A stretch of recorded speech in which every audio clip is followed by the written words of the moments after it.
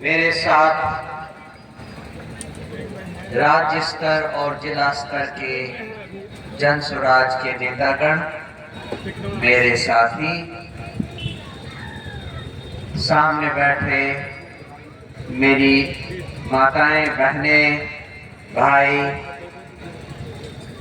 आप सब ने हमें यहाँ बुलाया और कुछ कहने का मौका दिया, इसके लिए बहुत बहुत धन्यवाद। आज बाबा साहब भीमराव अंबेडकर के जन्म दिवस पर मैं आप सबके बीच में कुछ बात कहने को आया हूँ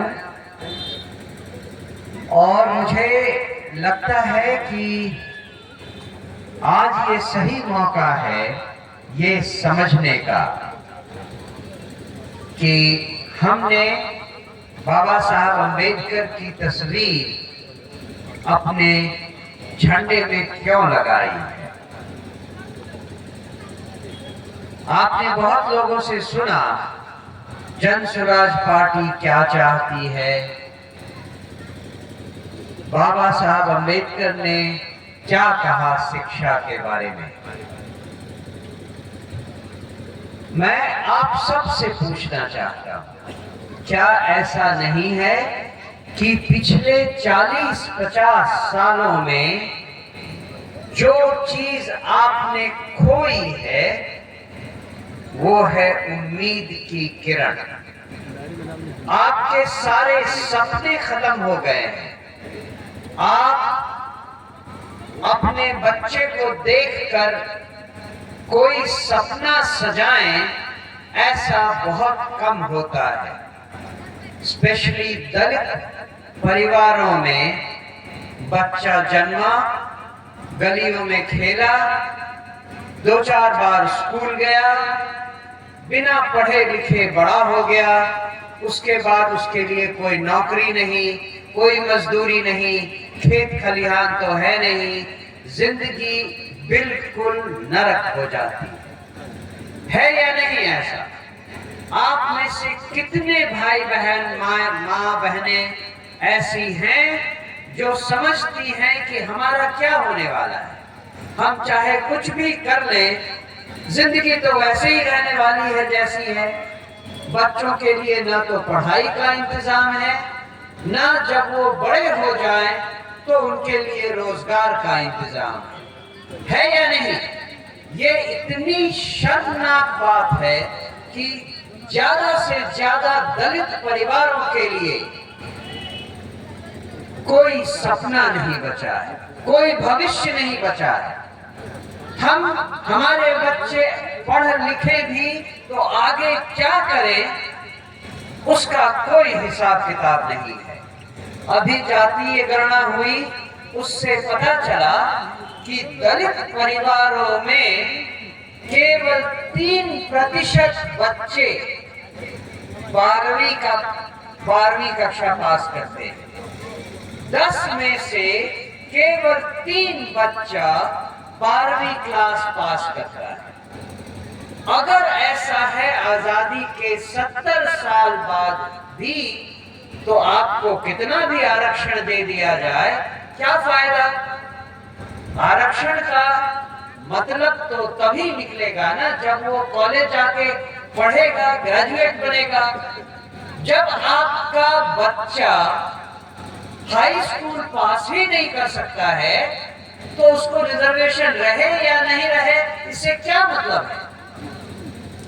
जरूरी इस बात की है जरूरत कि गांव में, दलित समाज में, अति पिछड़ा समाज में, माइनॉरिटी के समाज में, चाहे कहीं भी हो, गांव में हो, कस्बे में हो, झुग्गी झोपड़ी में हो, कहीं भी हो, कोई भी बच्चा हो, उसे 100% 12 साल की अच्छी शिक्षा मुफ्त में दी जाए और शिक्षा ऐसी हो कि उसके बाद जिसका मन हो रोजगार करने का उसको रोजगार करने को मिले, जिसका मन हो प्राइवेट कंपनी ज्वाइन करने का उसको प्राइवेट कंपनी ज्वाइन करने को मिले, और उनमें से थोड़े जो कि बहुत विद्वान टाइप के हैं वो आगे पढ़े, एकेडमिक्स में जाएं, प्रोफेसर बने, स्कूल में टीचर बने, सरकारी नौकरी करें, लेकिन हर बच्चे के पास ऐसी शिक्षा हो जिसका कुछ मतलब हो। आज तो ऐसा है कि आपका बच्चा 10वीं 12वीं पढ़ भी गया तो उसको नौकरी मिलेगी या नहीं इसका पता नहीं, वो किस रोजगार में जाएगा उसका भी पता नहीं। मतलब शिक्षा ऐसी खराब हालत में है कि उसका आगे की जिंदगी से कोई रिश्ता नहीं है। और ये सब हुआ है पिछले 50-70 सालों में, जिसमें से 35 साल वही दोनों दल थे जो आज आपके साथ हैं, चाहे वो आरजेडी हो, चाहे जदयू हो, चाहे वो लालू यादव और उनके परिवार के लोग हो, चाहे नीतीश कुमार और उनकी पार्टी के लोग हो। इन लोगों को अगर आपने फिर से शासन में आने का मौका दिया तो आपके बच्चों का अगले 40 सालों का भविष्य बिल्कुल वैसा ही होगा जैसा आपके साथ हुआ है। आपने अपने माता पिता को उसी हालत में देखा है जिसमें आप हैं। आपने अपनी जिंदगी में पढ़ाई लिखाई नहीं की, आपके बच्चे भी आज पढ़ाई लिखाई नहीं कर पा रहे हैं। न तो स्कूल उस लायक है, न ही वो बाहर जाकर पढ़ सकते हैं। न पढ़ाई इस लायक है कि उनको कुछ सीखने को मिलेगा, न ही उस पढ़ाई का कोई फायदा है कि वो कोई रोजगार, कोई नौकरी कर सके। सोच कर देखिए, आप जिस अवस्था में हैं उसमें अगर बदलाव लाना है तो क्या चाहिए? सबसे पहले अच्छी शिक्षा हर बच्चे के लिए, उसके बाद जो बच्चा शिक्षा पाया उसके लिए रोजगार का साधन होना चाहिए। आपको बताया गया कि मैं भारतीय विदेश सेवा में था। आज अलग अलग देशों में मैं रह चुका हूं, कहीं 3 साल, कहीं 4 साल। इंडोनेशिया एक देश है जो हमसे भी नीचे स्तर पर है।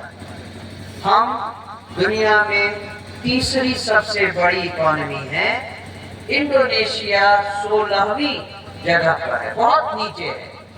लेकिन वहां भी हर गांव में हर बच्चे को 12वीं तक मुफ्त अच्छी शिक्षा मिलती है, और हर गांव के पास फैक्ट्री, रोजगार लगाने के साधन हैं। कोई भी बच्चा जो 12वीं तक पढ़ा फैक्ट्री में जाता है, उसके लिए काम तैयार है, किसी को भटकने की जरूरत नहीं पड़ती है।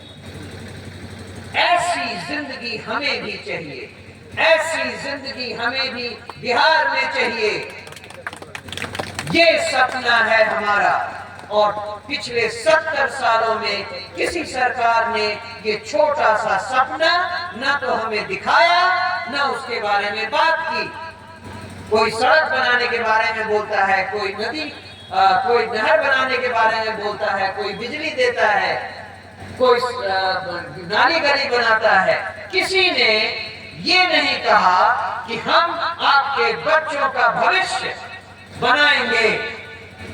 हम 10 साल, केवल 10 साल आपके बच्चों को अच्छी शिक्षा देंगे, क्योंकि उनको मालूम है कि अगर सारे बच्चे पढ़ लिख गए तो इनके पीछे कौन भागेगा, कौन इनको बिना समझे वोट देगा।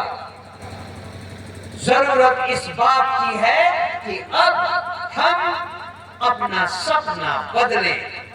हम नाली गली और बिजली के लिए नहीं, 4 किलो 5 किलो अनाज के लिए नहीं, हम अपने बच्चों की शिक्षा के लिए जिए और उनकी शिक्षा के लिए ही वोट करें।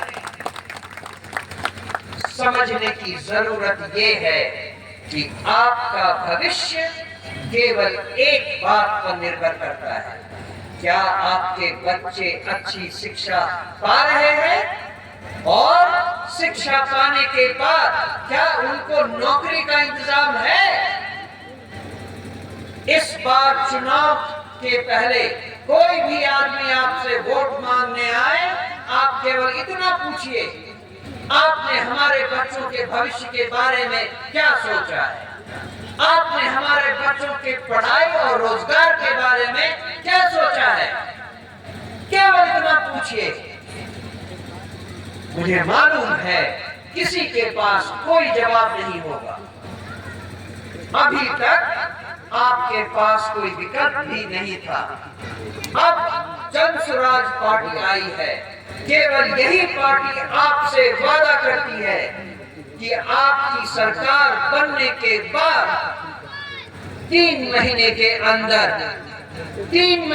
अंदर हर बच्चे को अच्छी शिक्षा मिलेगी। सरकारी स्कूलों के हालात आप जानते हैं, इतनी बदहाल है कि वहां बच्चा जाए या ना जाए कोई फर्क नहीं पड़ता। इसीलिए जन स्वराज ने कहा है कि हर बच्चे को, चाहे वो गांव में हो, दलित का बच्चा हो, माइनॉरिटी का बच्चा हो, महापिछड़ों का बच्चा हो, हर बच्चे को प्राइवेट स्कूलों में भी दाखिला दिया जाएगा, जिसका खर्चा सरकार देगी। और 3 महीने के अंदर ही हर वृद्ध को, जिसकी उम्र 60 साल से ज्यादा हो गई है, उसको 2000 रुपए प्रति माह पेंशन दिया जाएगा, वृद्धावस्था पेंशन। 1 साल के अंदर किसी भी युवा को काम करने के लिए बिहार से बाहर नहीं जाना होगा। हर युवा को काम, रोजी रोजगार का इंतजाम उसके गांव के पास, उसके जिले के अंदर निश्चित रूप से दिया जाएगा। सोचिए, अगर आपके पास आपके बच्चों के लिए पढ़ाई है, बड़े बच्चों और जो जवान महिलाएं हैं उनके पतियों के लिए रोजगार यहीं पर है, आपकी जिंदगी कितनी बदल जाएगी, गांव का माहौल कितना बदल जाएगा। आज जिस गांव में बच्चे पढ़े लिखे हैं वो सब भाग गए हैं, या तो पढ़ने गए हैं या नौकरी करने गए हैं। गांव में बूढ़ा बुढ़िया केवल रह गए हैं, और जिनके बच्चे बाहर नहीं जा पाए हैं उनकी जिंदगी तो और भी तबाह है। न तो उनको शिक्षा मिली है, न उनके पास कुछ काम करने के लिए है। उनको मजदूरी करने के लिए भी यहाँ से पंजाब जाना पड़ता है, उनको ठेला में लगाकर सब्जी बेचने के लिए मद्रास जाना पड़ता है, उनको टैक्सी चलाने के लिए बंबई जाना पड़ता है, और वहां जाकर वो साल में एक बार केवल छठ के समय कुछ पैसा जमा करके आपके पास वापस आते हैं। सोचिए, अगर आपका बच्चा यहीं पढ़े और उसे काम करने के लिए भी कहीं जाना नहीं पड़े, गांव की हालत कितनी बदल जाएगी, गांव कितना खुशहाल होगा। इसके आसपास कल कारखाने होंगे जहां हर बच्चा जो गांव के स्कूलों में पढ़ा है उसको नौकरी मिलेगी। यही सपना लेकर जन स्वराज आपके पास आई है। हम आपसे और कोई वादा नहीं करते हैं, हम केवल इतना वादा करते हैं कि हम आपके सपनों को बदल देंगे। आप जो अभी कोई सपना देख नहीं पाते हैं अपने भविष्य के लिए, अपने बच्चों के भविष्य के लिए, जन स्वराज आने के बाद आप उन सपनों में अपने बच्चों का अच्छा भविष्य देखेंगे। यही वादा हम आपसे करते हैं। और